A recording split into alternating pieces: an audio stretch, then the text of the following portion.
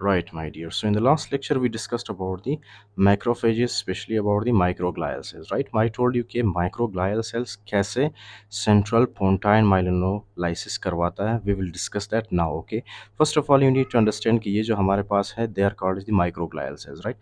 अब ये microglial cells या macrophages कैसे हमारे central nervous system को damage करते हैं? Let's discuss that.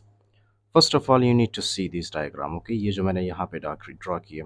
Do you remember that we discussed about the tracts in the previous lectures? Corticospinal tracts जिसके fibers हमारे cerebral hemisphere से शुरू होते थे, मेडुला के अंदर उनकी क्रॉसिंग होती थी और वो हमारे बॉडी के कॉन्ट्रालेटरल पार्ट को जाके इनर्वेट करते थे, राइट? और हमारे मोटर मूवमेंट को कंट्रोल करते थे. फॉर एग्जांपल, ये हमारे राइट सेरेब्रल हेमिस्फीयर से जो फाइबर आते हैं वो हमारे left side of spinal cord में जाते हैं और यहाँ से मोटर फाइबर्स हमारे हैंड्स में जाते हैं और हमारे लेग्स में जाके इनर्वेट करते हैं. Simple, okay? और हमें मोटर मूवमेंट करने में हेल्प करते हैं, ओके? इन्हीं फाइबर्स की वजह से हम अपने हैंड को मूव कर पाते हैं, हम अपने हैंड को जो है लेग्स को मूव कर पाते हैं, राइट? हम वॉक करते हैं इन्हीं फाइबर की वजह से. Now listen very carefully. I discussed with you, okay, कि यहाँ पे क्या होता है. यहाँ पे ये जो आपके पास कोर्टिको स्पाइनल ट्रैक्ट के अंदर जो माइलिन्स होते हैं, ओके, या दीज माइलिन्स, ये क्या है इसके ऊपर? Myelin sheath, right? Do you remember मैंने आपको बताया था कि इसके अंदर क्या होते हैं? सेंट्रल पोंटाइन माइलिनोलाइसिस में क्या बनते हैं हमारे पास? इस तरह से माइक्रोग्लायल सेल बनते हैं, राइट? माइक्रोग्लायल सेल क्या होते थे? मैक्रोफेजेस होते थे. अब वो मैक्रोफेजेस कहाँ पे होते हैं? जाहिर सी बात है वो मैक्रोफेजेस हमारे ब्रेन के अंदर प्रेजेंट होते हैं, right? They are very angry type of cells. वही मैक्रोफेजेस क्या करते हैं? इस तरह से कोर्टिको स्पाइनल ट्रैक्ट के जो माइलिन शीथ है ना, specially at the level of the bone, right, उसको क्या करते हैं? डैमेज करते हैं, राइट? उनको डैमेज करने की वजह से हम अपने हैंड्स को, अपने फॉर एग्जांपल लोअर लिम्ब को सही तरह से मूव नहीं कर पाते, right? That may lead to, for example, paralysis. Okay, that may lead to paralysis या तो फिर complete paralysis. Fine, okay.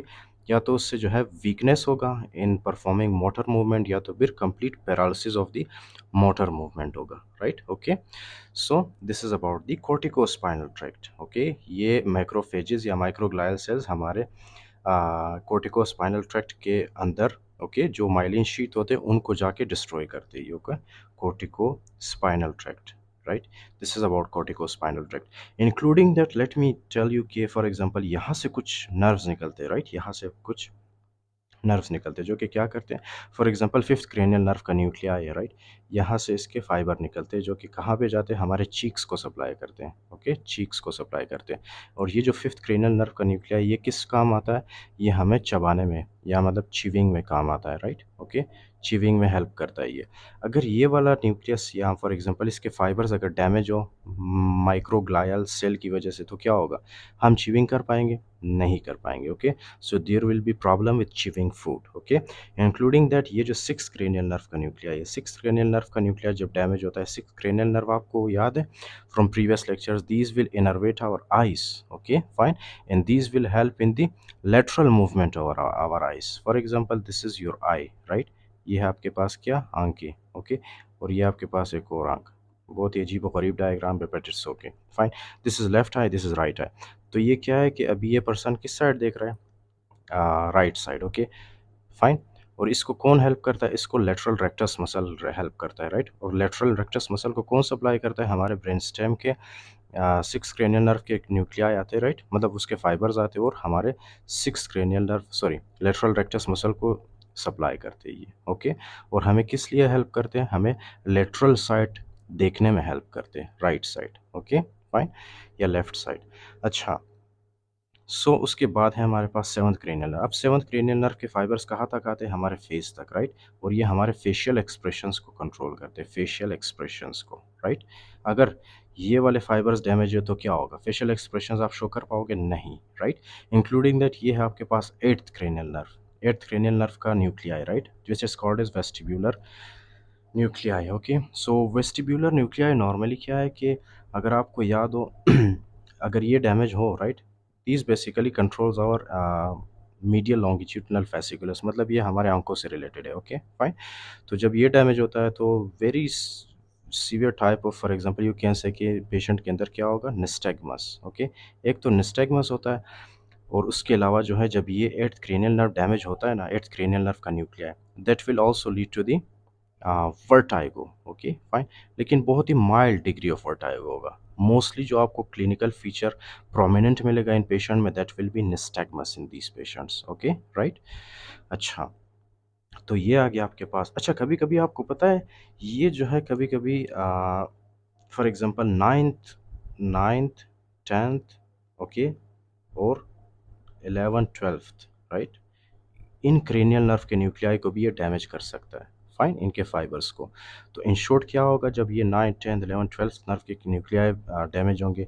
First of all you need to understand one thing, okay, कि मोस्टली ये डैमेज करता है 9th 10th को। 9th 10th क्या करता है? 9th 10th आपको पता है these will help us in the swallowing of the food, okay right. या इसके कुछ फाइबर्स आते हैं हमारे एसोफेगस में और कुछ फाइबर्स जाते हैं इनके हमारे वोकल कॉर्ड्स में, राइट, ओके।